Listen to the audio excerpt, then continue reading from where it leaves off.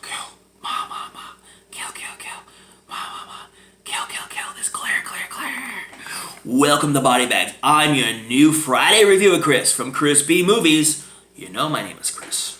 And you know I love B movies. And we're doing different cuts of all different horror films here on Theme Week here at Body Bags. And I decided to do the remake of Friday the 13th, The Killer Cut.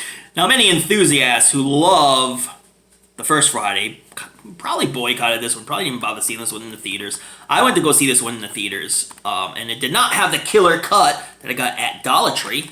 Yeah, look at that. Look at this. Pick this up at Dollar Tree. Yeah. And this is the killer cut of the original Friday the 13th. One of the big differences in this remake that a lot of people probably boycotted, but I didn't, because I found this film hysterical. This was more of a comedy horror for me. I don't know. I laughed my ass off during this thing. Is the catacombs that Jason lived in, and I kind of like that. It was a good new touch on the original. The catacombs were creepy, and like Whitney gets caught, and there's really no end in sight. Now, the only difference between the killer cut and the theatrical cut is that as Whitney is stuck in the catacombs, she escapes and runs away. But eventually Jason gets her and brings her back into the catacombs. And that's the only difference between the killer cut and the original cut, is that Whitney escapes but then is brought back into the catacombs. So that is the only difference, big difference with the killer cut. And there's not many other differences as well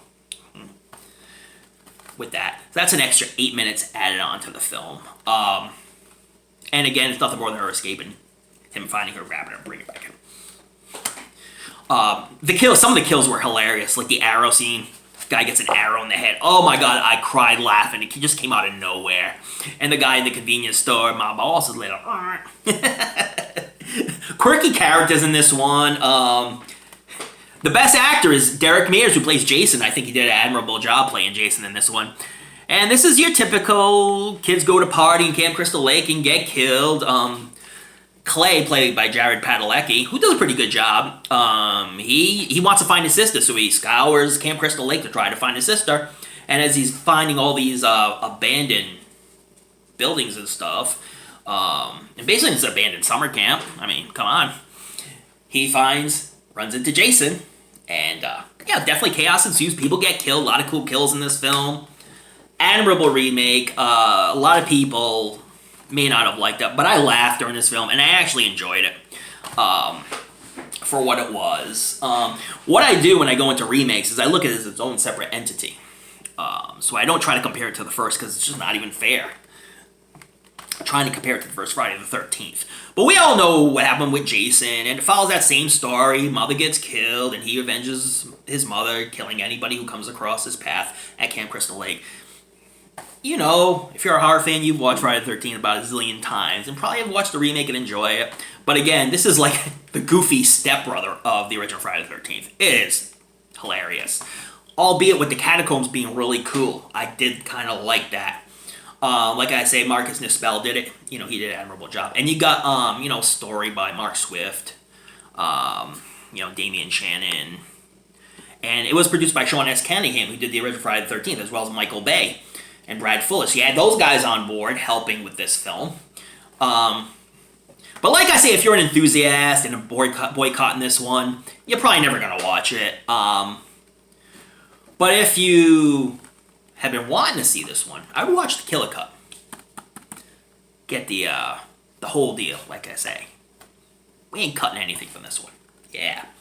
So again, obviously, when you compare it to the first, I mean, Friday the 13th Part 1 was 10 out of 10 for me. I love the original Friday the 13th. This one was the goofy, redheaded stepbrother of Friday the 13th, like I say. I give this an admirable 7, because I did enjoy it. I laughed through most of the film. I found it quite hysterical. But, you know, if you see it at the Dollar Tree, you might want to pick it up. It is the extended cut. That's where I got mine. So this has been Theme Week here. A lot of great cuts. A lot of heavy hitters coming up, so keep watching. More great stuff coming, and if you've seen the original Friday the 13th and love it, and want to give this one a watch, go for it. It's fun. But I give it a 7, where the original is a 10. This movie almost seems like a parody of the first one in some scenes and stuff, but I thought some of the kills were really good as well. The arrow scene, my favorite kill. Absolutely wonderful. Anyways, thank you so much for watching. I'll be doing Fridays, so next week I'll bring something French to the table. Francois. Things to come.